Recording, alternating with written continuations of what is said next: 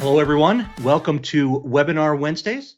I'm Chris Waller, and I'm pleased to present the next round of the series, brought to you by Beckhoff USA product and marketing teams. If you missed any of our previous episodes, the recordings are available to download. I'll have a link at the end of the presentation. Today, I'm going to talk about safety solutions from Beckhoff. If you've not done so already, I highly recommend following or connecting with me on LinkedIn, where I regularly share new information about what's going on in the TwinSAFE world. Also, we have an entire YouTube channel dedicated to short tips, tricks, and tutorials. Most of the videos are under 5 minutes and contain step-by-step instructions to help improve and streamline your own TwinSAFE workflow. First, we're going to talk about the types of safety functions and devices that we address, followed by our core technology and the TwinSAFE product offering. We'll explore possible architectures and then touch on TwinSAFE SC and Safe Motion. For a peek at the roadmap, I'm going to talk about the next evolution of TwinSAFE. And finally, I'm going to do a real deal live demo of TwinSAFE. I'm going to show you some items that you should consider in every project. The hardware that we're going to connect to is right here, so it's all real. There's no videos or anything like that. So stick around until the end, and maybe you'll get a few more tricks, a few more tools in your tool belt, so to speak. So let's go ahead and jump right in. Using an intralogistics example, let's talk about some of the elements that safety addresses in industrial automation. First, we have the familiar e-stop. Maybe these need to be coordinated across all or various parts of the facility. There's setup and maintenance tasks, motion functions, guard monitoring, brake checks and control, area monitoring, muting functions. There's a whole stockpile of requirements around industrial mobile robots. Access control is a must, and diagnostics go without saying. So what? Why? Besides being the right thing to do, in the United States, OSHA demands that employees are provided a place of employment that is free from recognized hazards that are likely to cause harm. In the EU, the Machinery Directive is intended to facilitate the free movement of machinery within the market, while also ensuring a high level of protection of health and safety. So it is safety. According to ISO 61508, safety is freedom from unacceptable risk. Here in the US, ANSI B11.0 defines safe as the state of being protected from recognized hazards that are likely to cause physical harm. So where does Beckhoff fit? Let's start at a high level. Beckhoff leverages 3 core technologies to enable real-time PC-based control: the hardware itself, TwinCAT, our modular engineering and runtime platform, and EtherCAT, the open real-time Ethernet network. TwinSAFE is a software module within TwinCAT. Safety over EtherCAT is used to transfer safety critical control data, typically on top of EtherCAT. Moving on to the product itself, the 2 sides of the coin are the hardware and the software. We'll take a look at the software and communications first. The most common way to program TwinSAFE is via the graphical environment within TwinCAT XAE. Additional options are available to build a starter program using the command line interface, or if you're familiar with IEC 61508, the XML import-export tool and accompanying schema allows you to build an entire TwinSAFE project using your own tool set. FSOE, or Safety over EtherCAT, is our open SIL3 rated communication protocol. The EtherCAT Technology Group is the largest field bus organization in the world with over 6,500 companies, and currently there are over 60 manufacturers of FSOE devices. While the technology is open, Beckhoff invented it, and I believe does it the best. An important aspect of FSOE is that it is not restricted to using EtherCAT as the black channel. As long as the communication devices on each end can pack and unpack the FSOE messages, the black channel and physical layer can be anything. The most common way I see this is to use EtherCAT automation protocol, an IP-based version of EtherCAT, to carry FSOE between TwinCAT and TwinSAFE masters. Even using technology like Wi-Fi or private 4G networks is possible because of this principle. Moving on to the hardware, let's first discuss the parts of the safety function. First, we have sensors, such as we got limit switches, emergency stop buttons, light curtains, floor mats, and laser scanners. The function concludes with actuators, and that'd be contactors or drives capable of being a final switching device. The Beckhoff hardware sits in the middle. The portfolio is comprised of safety inputs, safety logic, safety outputs, along with safety capable drives. And you can kind of see that some devices are inputs only, some are logic, some are just outputs. And then much of the portfolio blends between these various functionalities, including the drives that have inputs, logic, outputs, as well as being that final actuator. TwinSAFE is everywhere at Beckhoff.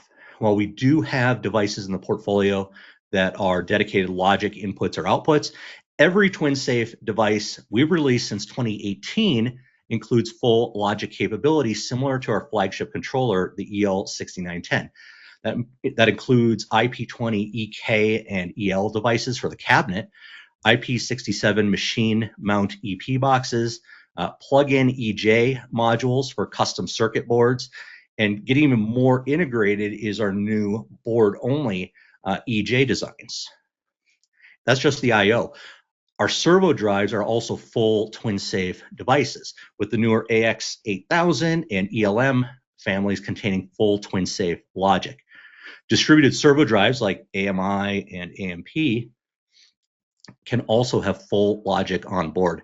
And finally, the MX system takes all our existing technology and puts it in a brand new on-machine form factor. So let's get back to the so what. Why does it matter that the logic is in all new devices? It allows us to use TwinSAFE devices in nearly any architecture at nearly any scale. So let's dive into some of those now. A standalone architecture allows for small, simple safety applications to be realized without EtherCAT integration and maybe implemented alongside any control system. The EK 1960 and the EP 1957 are generally the most appropriate for this mode of operation, but there are others. For the next examples, the yellow function block icon represents an instance of TwinSAFE logic, and then the blue icons are going to represent various safety devices. A compact architecture is integrated into an EtherCAT network. However, much like the standalone architecture, individual safety devices operate independently from each other without any sort of coordination. So in this way, a higher level system can monitor the individual instances of TwinSAFE. The centralized architecture is the original integrated safety over field bus concept developed over 25 years ago. A single controller governs the entire network of safety I/O and drives via safety over EtherCAT. Here we tend to have larger applications, more complexity. A triggered safety input in one location is evaluated at the central safety controller, and appropriate output commands are distributed to the devices on the EtherCAT network. Finally, since all new Beckhoff safety devices include logic capability, a fully distributed architecture is possible. So what does that mean? It means that huge applications with high complexity can be broken down into bite-sized chunks, considered analogous to edge processing for the safety world. Rather than sending all safety data to a central controller, individual safety functions can be executed locally while sending safety data to other areas only as needed. In this automotive part manufacturing line that I'm showing on the screen, for example, let's say this machine builder has created a modular machine that is available in any variety of configurations. So customers can purchase any combination. So we got module 1, 2, 3, 4, and the customer could conceivably purchase any combination of those 4 modules. So let's run through an example. Our customer decides to purchase the first 3 modules. Each module represents is responsible for its own safety functions. So that's going to include, sensor switches, interlocks that trigger outputs such as speed, position, or stops. And it's been determined in this example that the e-stop needs to propagate through all the modules. So an e-stop in one location needs to e-stop the other modules. So what we do in this space is put this top level controller up here to sort of act as a traffic cop between all these different modules.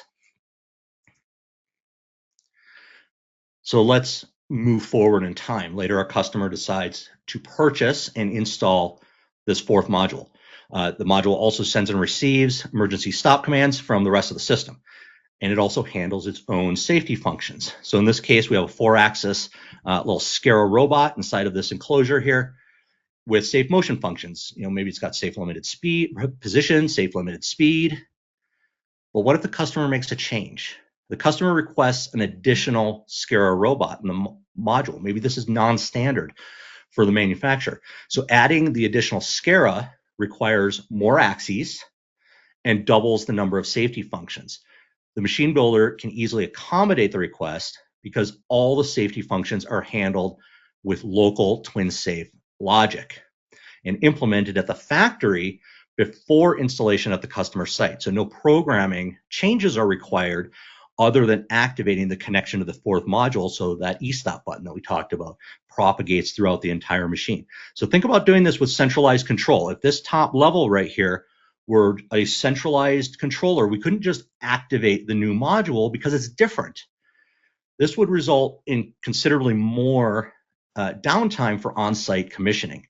So using the unique architectural capabilities of TwinSAFE, the OEM is able to create a modular machine with design flexibility, smaller, easier to maintain programs that can quickly be altered to meet customer-specific requirements. Changing gears, now we'll take a look at a couple of the more unique shining areas of TwinSAFE. First is TwinSAFE SC. These are standard analog I/O hardware with a special firmware that secures the communication channel directly to TwinSAFE logic. This technology allows us to achieve up to SIL 2 performance level D with less expensive standard sensors and standard I/O. Today, there's over 25 signal options in 3 form factors. We even have intrinsically safe devices for explosion type environments. Since TwinSAFE SC holds the TUV certificate, not the hardware, given the appropriate demand, we can actually add TwinSAFE SC firmware to nearly any existing analog I/O. So what's required to reach that SIL 2 performance level D? First, we start with 2 sensors. So in this case, we have an RTD and a thermocouple. Next, one of the I/O devices is a TwinSAFE SC version, and it secures the communication channel to TwinSAFE. And then we have a second different I/O device, a different model it uses, and it communicates back over EtherCAT or really any other field bus, Profinet, Ethernet IP, whatever you might like. And then within TwinSAFE, we do a plausibility check on the two signals. And assuming that the plausibility check is good, we then take the signals and we can move on with the rest of the safety function. Maybe there's an envelope, a high-low limits, whatever that might be. The important bit here is redundant signals with technology diversity. 2 different sensor technologies, 2 different I/O card modules with different technology. And then when using TwinSAFE SC, the application guide, using this as a resource is absolutely critical. The guide provides examples across many safety functions, but regarding TwinSAFE SC, it includes added information around how to do the failure mode effects analysis since you're using standard components. Remember when I said TwinSAFE is everywhere? TwinSAFE and Beckhoff motion really do go hand in hand. Today we offer 17 different motion functions with more getting released all the time. And depending on the drive encoder combination selected, every function that you see here can be executed up to SIL3 performance level E. This allows not just safe torque off, but a whole range of possibilities to interact with machines safely. So where do we go from here? The next evolution of TwinSAFE brings safety logic functionality directly onto the IPC. This allows for even more possibilities. The first iteration of the TwinSAFE runtime will be based on the EL6910. Existing projects will be directly compatible with just a target system change. Plus, we get all the added benefits of a full IPC processor rather than a microcontroller. Generally, all the capabilities will be multiplied by a factor of 8-ish, and the processing speed is considerably faster, and this is going to allow us for more time-based calculation, like acceleration and advanced math applications, which brings us to the next pieces. So the future offers even more promise as we add more motion, kinematic capabilities, navigation, safe simulation functionality, and then we provide additional editors, programming languages, and compilers.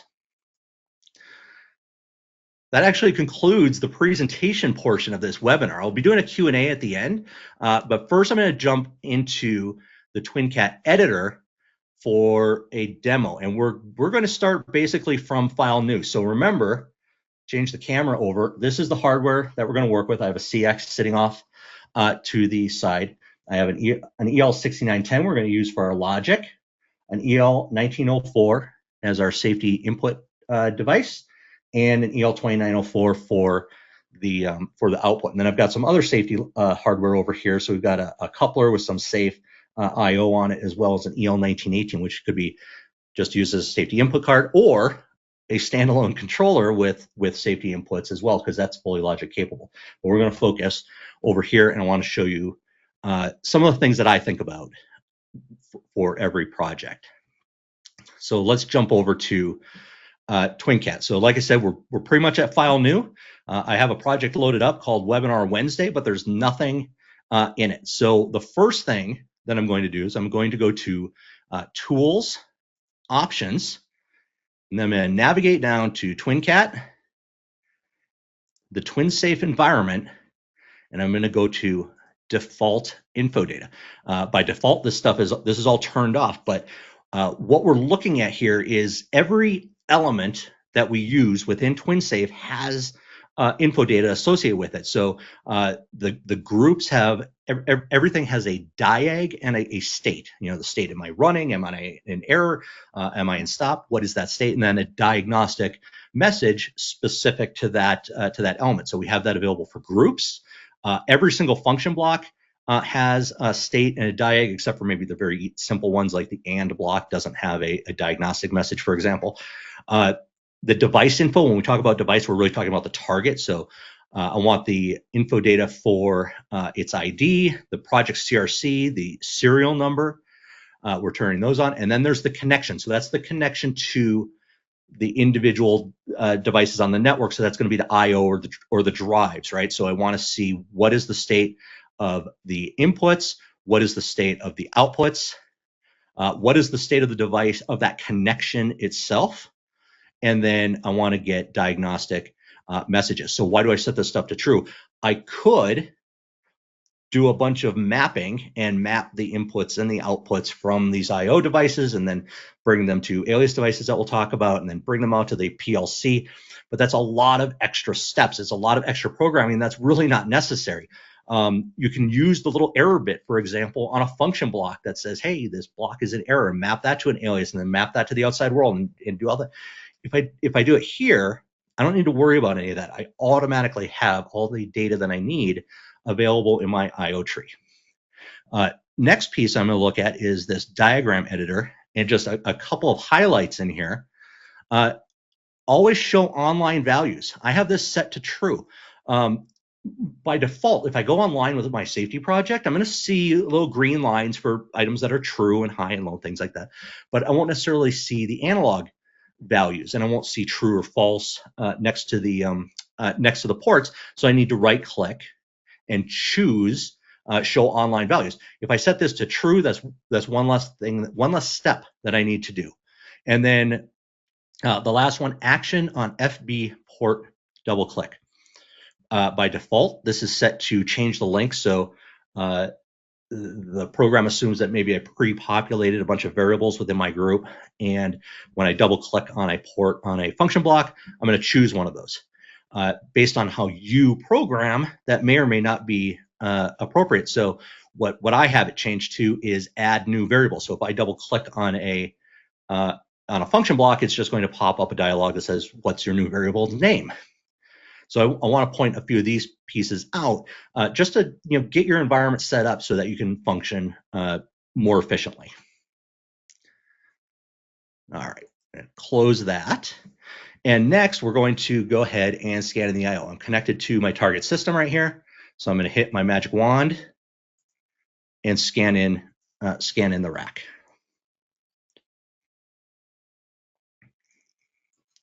This is a CX with the devices coming off to the right, so it's device 1 EtherCAT. Scan for boxes. Yes, I'd like to see what's on the network.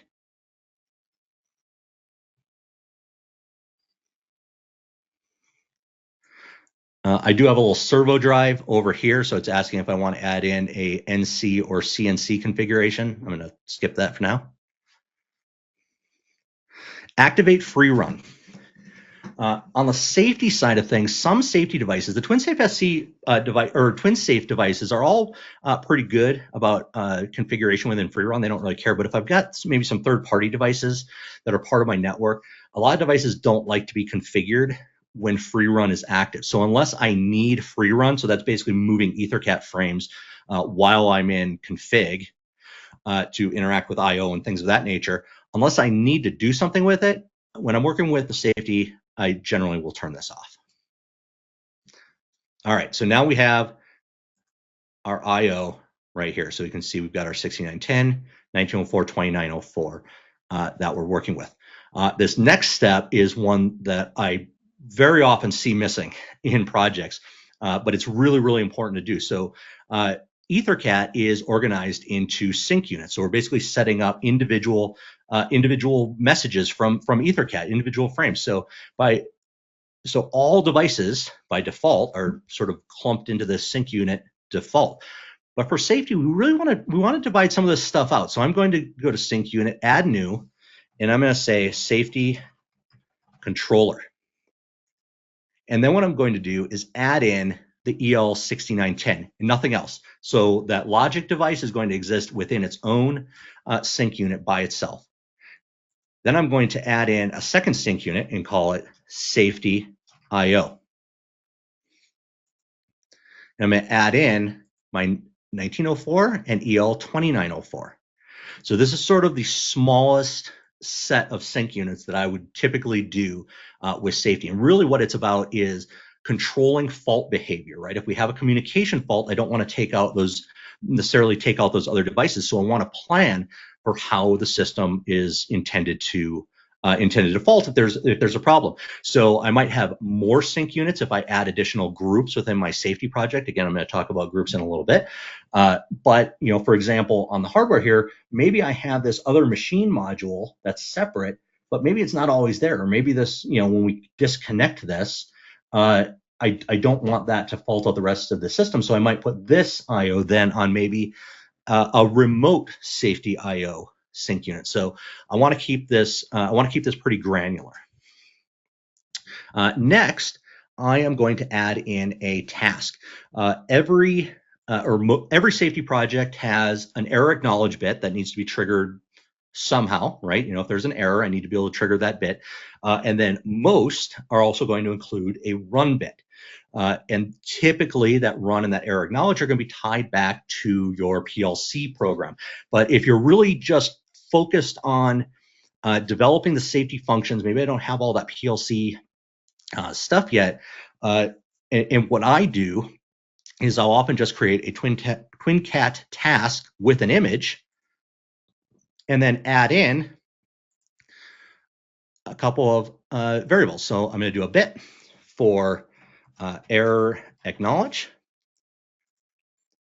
And then I'm going to do a second one for run. So now, sort of outside that TwinSAFE environment, I've got some levers that I can pull without having to do a bunch of extra programming. So now we're finally ready. Let's drop in our safety project. So I'm going to add new item, and I have three templates to choose from. So the first is pre-configured error ACK, and so that's going to include that alias device for the error acknowledge that I'm going to map over to my PLC or this extra task. Next is pre-configured input, so that's error acknowledge and run. And then if you're doing something special or want to do everything manually, there's this empty safety project available. So I'm going to choose TwinCAT safety project pre-configured inputs. I'm going to give it a name. This is going to be webinar, keeping things original, add. This next screen, the safety project wizard, this is really more for some future use within TwinSAFE, but what you might want to change here is the author or the internal project name you can change here as well. So what we end up with is our TwinSAFE project here, and we have our target system. We have our first TwinSAFE group, this TwinSAFE group 1, and I'll talk about everything that's in there. So let's jump into the target system. And I said I was going to use an EL6910, so let's target that. Choose 6910. Remember earlier I said TwinSAFE is everywhere and logic is in all these different devices. You can see I have drives in here, I have motors, I have embedded stuff. Every new device is capable of basically being a full programmable controller. So I'm going to choose the EL6910, and with the little button, I'm going to choose it out of the IO tree. If there are more EL6910s on my rack, I would see multiples here, but I want to choose the one that that I want for this project, and say OK. And you can see I automatically pulled in software version, serial number, project CRC. Project CRC is 0 because I haven't loaded a project onto this EL6910. If I was targeting the EL1918, for example, that would be the project CRC would be something other than 0, because any of the devices that have logic in always have logic. So even if the device is operating as IO only mode, so to speak, there's still a project running inside of there so that it operates that way. Now you can see map serial number, map project CRC are automatically checked because we set the default info data to check them. So I don't need to remember to do that here. So what do I care about these? Why am I mapping this stuff? And you can see they pop up right here down in, if I do a save. In the 6910, you can see the device info data. Remember I said the device is referring to the target, project CRC, and serial number.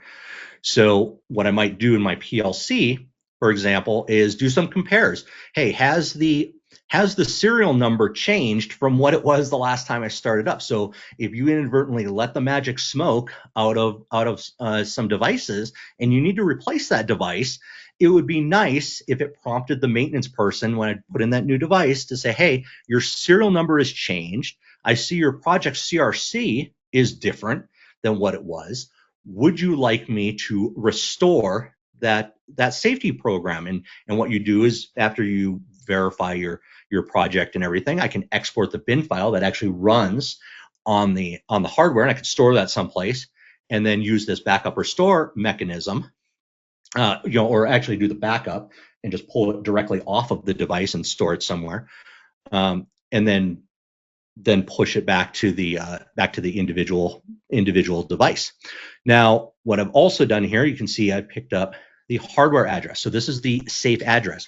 Safety over EtherCAT uses safe addressing to identify devices. Most of the TwinSAFE devices are going to have these dip switches on board. If you're using a drive or some of our motors that have TwinSAFE enabled, that addressing is done by a software means. So I'd be pushing that using these buttons right here, but it automatically picked up the dip switches of my EL6910 here. So I'm going to push that up into my project. So now my project knows what that safe address needs to be. I'm going to save.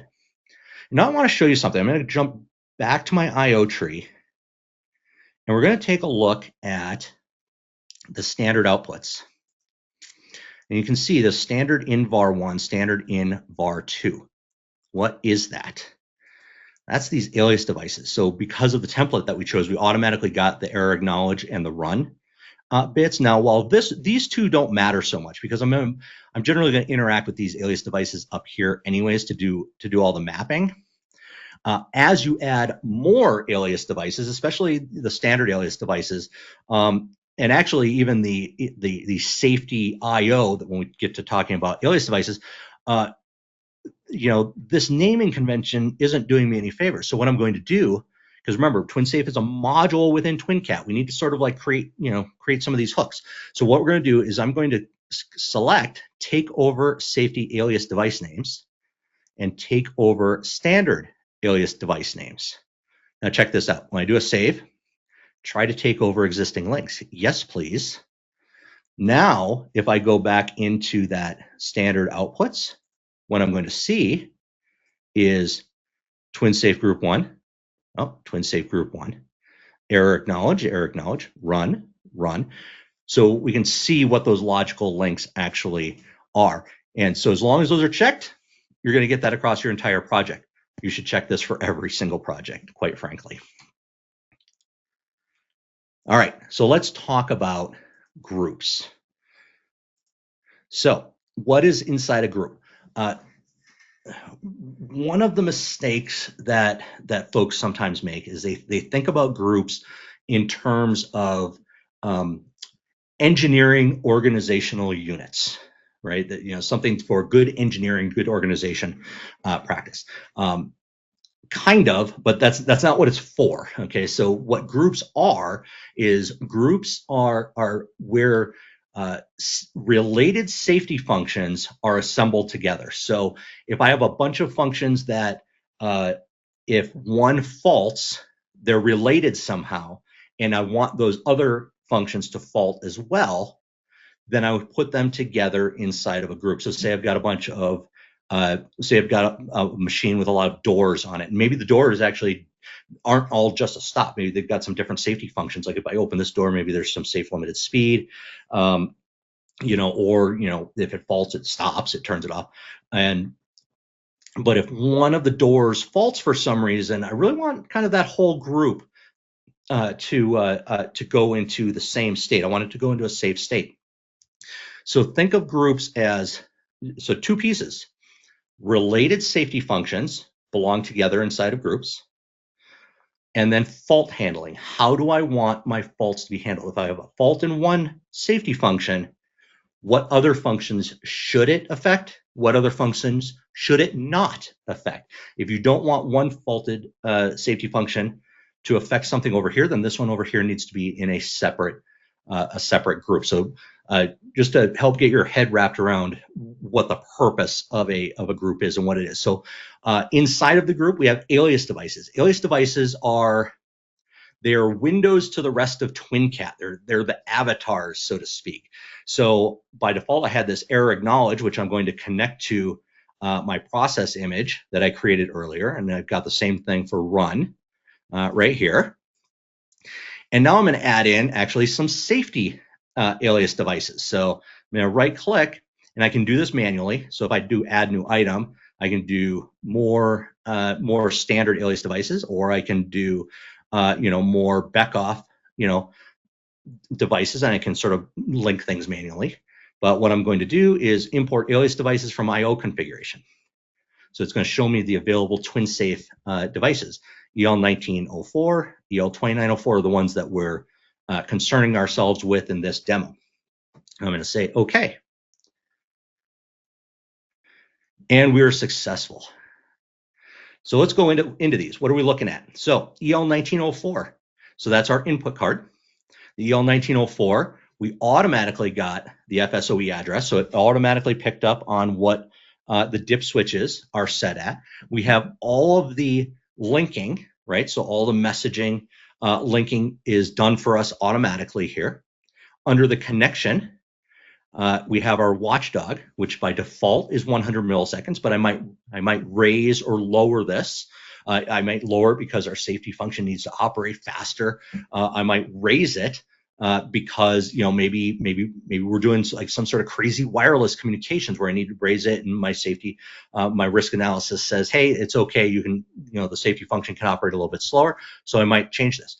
You have the info data here: map state, map diag, map inputs and outputs.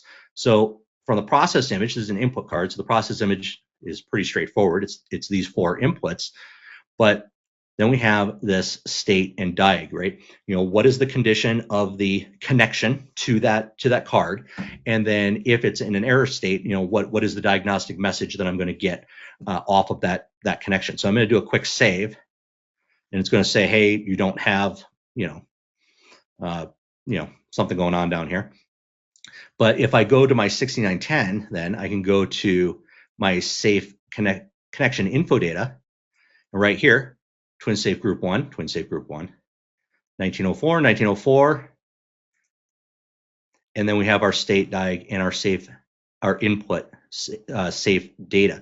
So this is what TwinSAFE sees. This is what TwinSAFE sees as the input status. So this is how you want to be monitoring your I/O. What you don't want to do is create a bunch of standard alias devices that you're mapping all of those inputs or outputs to standard alias devices, and then kind of bringing those things out, because you're just adding a lot of work for yourself when you do that.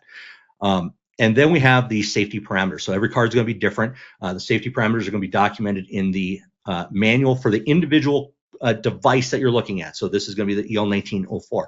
So here we have the operating mode, because the EL1904 can either be a digital input card, or you can do some standstill monitoring with it if you wanted to. Sensor testing. So that's really going to be test pulses. So I'm going to have a clocked input, and then with a return signal going through dry contact. So that's my diagnostic coverage for that physical input. So I'm actually monitoring the wire, right? Are the wires crossed? Do I have the correct clocked output to the correct input? Do I have an injected 24 volts, for example? Because the way it's going to work is that I'm going to send out 24 volts on the clocked output, and then occasionally it's going to drop down. And it's going to do that in a particular pattern to know if there's cross wires, and if it doesn't see it at all, there's injected 24 volts. And then I have the logic of the input pairs. So by default, they're just sort of individual channels.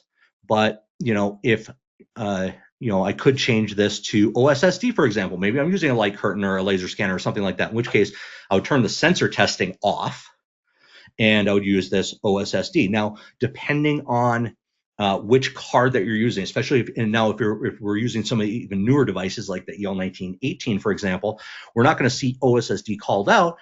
The parameters are going to look a little different. It's going to say, hey, what kind of filter time do you want? Let's just filter out the OSSD pulses, because OSSD is basically doing the diagnostic coverage the same way the test pulses were, but it's from the perspective of the device.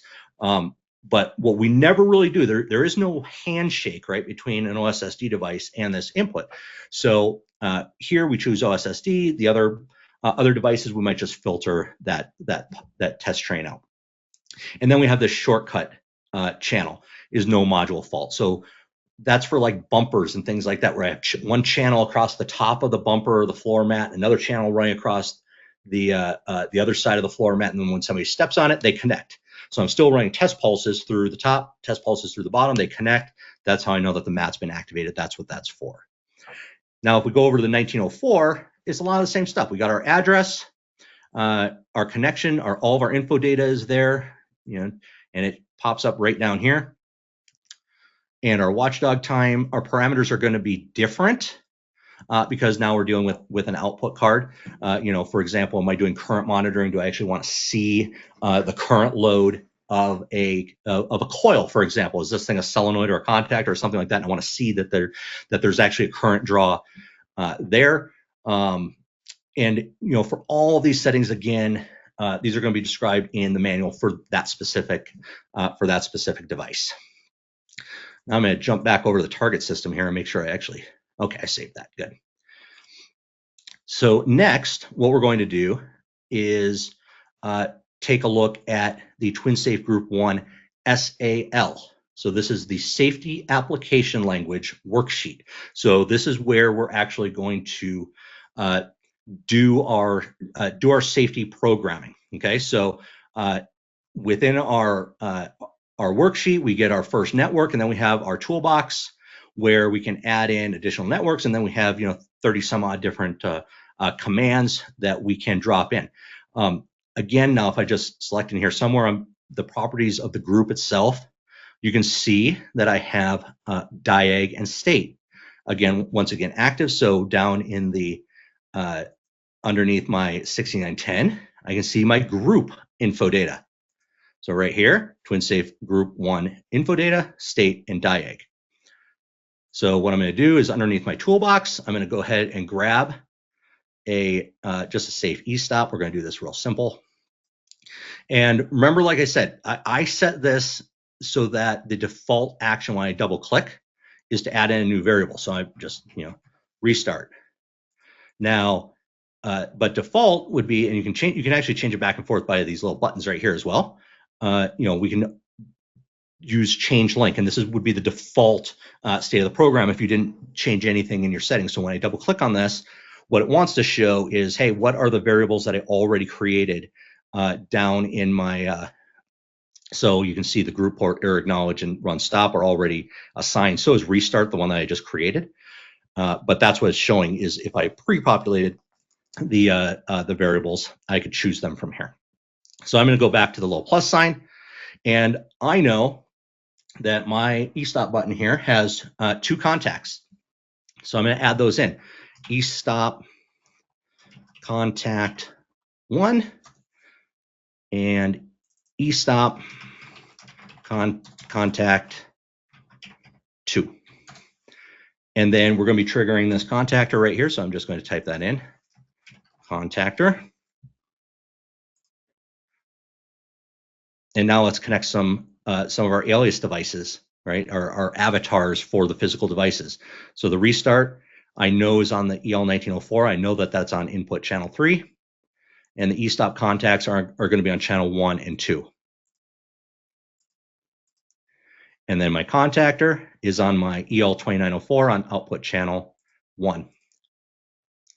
Now, I could just go, but right now, if we kind of look at this, see this AND block, we can kind of, it sort of even infers it that this input 1 and input 2 are active, but it looks like they're just on an AND in order to release the e-stop, for example.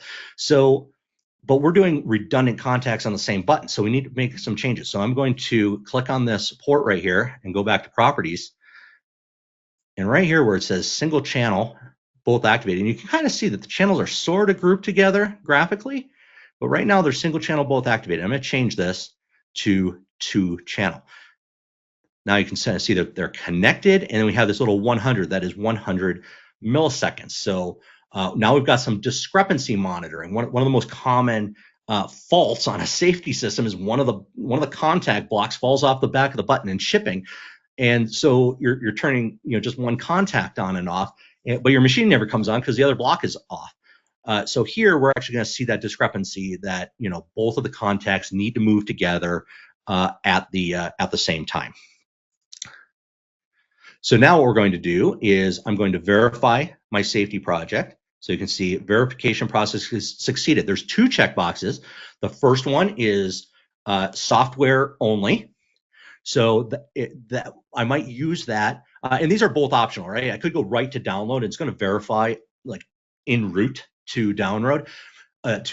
But if I do it individually, I can just do the software here, and then that allows me to do things like go into debug mode, where I can actually do some simulation across the software. And what I mean by across, I'm stepping a little bit, but what I mean is you can go across groups. So basically everything that's within this TwinSAFE project. So say I had 3, 4, 5, a dozen groups, I could exchange information between those groups using this debug mode, so that then I can see sort of what's happening. Is my code operating the way that I expect it to? So here you can see I turned on the e-stop contacts, I restarted, and then my contact is and then my contactor is true. So now the second verify is complete. So what that one does is it's going to sort of go out and check all of our individual hardware, make sure that everybody's addressed correctly, everybody's in the correct space, all of our connections are appropriate. So we can check that, and we can say verification process succeeded again. Now what we're going to do is we're going to do a group download. And I did a group download instead of this individual download because it just saves a few extra clicks because you can just verify that you have the correct serial number via this checkbox. I only have one safety controller that I'm connected to, but it just saves me a little bit of time. So my username is going to be administrator, and password is TwinSAFE, capital T, capital safe. Those are the defaults. Please change them for your project. Next. And then I'm going to manually, take a look. Hey, the CRCs, are they what I expected them to be? If I was doing something before, I might have some CRCs I need to compare to, right, to make sure that my project is the one that I expect to be downloading. My password, activation, I'm putting in my password again. If you're familiar with other systems, sometimes this shows up as signing the safety project. So once you sign the safety project, it's basically sort of an activation command. So similar mechanism. Next and finish. Now I could put on my sunglasses and look at this, but nothing's going to happen because we haven't activated our configuration. So let's activate. Restart TwinCAT system in run mode. Yes, please. And we're green. So now I can put on my sunglasses. And we're already seeing, look, we see that you can see the button moving around, but nothing is going to happen. We're still entirely in a safe state until we hit that run bit. So I'm going to pull that lever here. Now the group state is in run. So I can pull out my e-stop button, press the restart, and then I get my contactor triggered. Push it again, and we reset it. So that's the end of the quick demo. Hopefully, the folks that have never seen TwinSAFE before kind of gives you an idea of what it's like to work in the environment and a few best practices. And those folks that have already worked in TwinSAFE or work in it a lot, hopefully you got maybe a couple of nuggets out of there of things that you hadn't seen before, things that you might consider to your projects moving forward. We are going to end with some open Q&A for the next few minutes. There's a little question area in the go-to interface where you can enter a question. Let's take a look at that. All right, there are already some good questions coming in.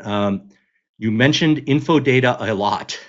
Where do I find information on what is in each state and diag variable? That's a great question. It should have been in the webinar portion. While the inputs and outputs are pretty self-explanatory, that process image, you can find explanations on the info data for devices, connections, groups, and function blocks, all in the TwinSAFE logic FB documentation. How do I handle serial deployment with TwinSAFE?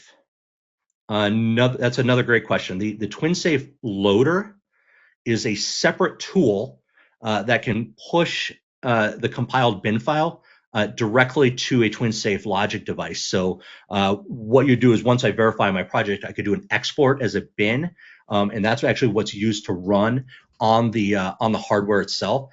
And then I can use the loader to then push that bin. It's sort of the same principle as the backup and restore, where I'm pulling the bin file off of the device and then I restore it back to that device.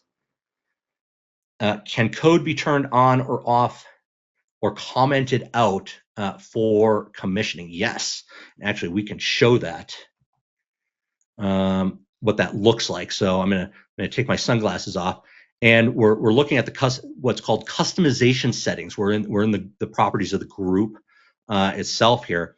So there is what's called permanent or temporary deactivation. So what I might do is, and this isn't actually deactivating it.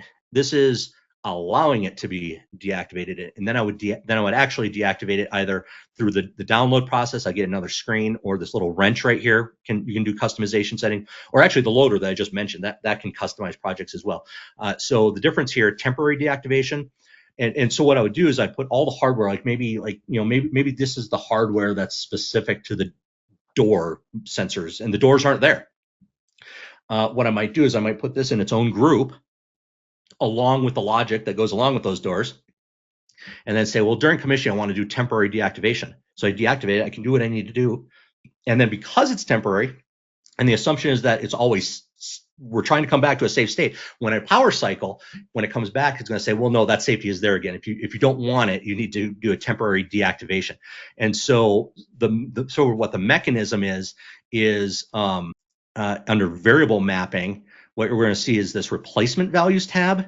And basically any output that's not connected to physical hardware. So, I need to tell the rest of the program that whatever is going on inside of this group is okay, and to use the data as defined. And we would define that here. Like, is the output supposed to be high or low during deactivation? Is there an analog value that I'm passing from one group to another? What does that value need to be when I deactivate it? And I will define all of that here in the replacement value. So that's the temporary. The permanent it's the same thing, but it's going to be generally more for like modular machines where, hey, they didn't buy this module, so I'm going to permanently deactivate it. And so think of that sort of as for use in like the centralized architecture where I'm using like a single controller, something like that. What EDM1 and EDM2 on FB stop 1 are exactly for. These are, so the external device monitors, so you might have multiple things going on, but generally speaking, I'm either going to bring because I need to know that the contactor moved. I need to know that I actually turned off power. I need to know I turned off the drive. So I need feedback from the device I turned off. So I'm going to feed that into EDM. I might have something else I need to do as well. So that's just basically two of the same thing. And then there's actually another EDM block because this one's going to look for the change on change. So it's going to look for, hey, I moved the button, I saw the result, I saw the change. The other block is going to monitor it continuously. Like maybe it might let up, for some reason if there's a fault condition that could lead to that. Is the debug mode only available when connected to actual safety controllers? No. That's why you would use it, right? If I just, instead of scanning all this stuff in, maybe I just created an EtherCAT master and I created my hardware here without connecting to anything. As long as I verify the project using this button right here, I can go into debug mode. So yes, I can do it without hardware. The advanced stuff is all 6910, not 6900. That is true. The 6900, it has a much smaller process image capability. So if I'm using a 6900, now keep in mind we're dealing with 2000 and I want to say about 2009 or 2006. Anyways, it's in the single digits versus 2017 for the 6910. So the process image is different. So that's what allows us to do like analog values and things of that nature.